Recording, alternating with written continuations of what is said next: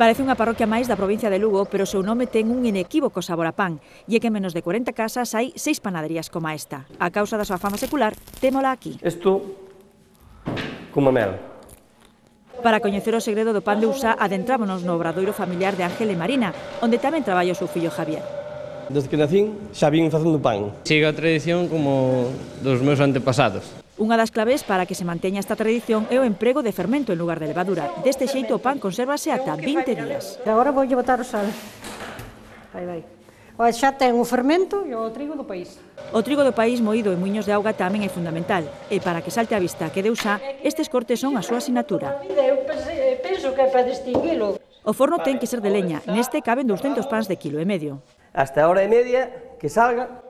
Esta é unha das 6 panaderías que participará este domingo na 20ª Feira do Queixo de Friol e Pan de Usa, e é que non se pode entender un produto sen outro. A mellor maneira de aproveitar este pan é con este queixo. Calidade lucense con mayúsculas. O de antes todo non se debe acabar.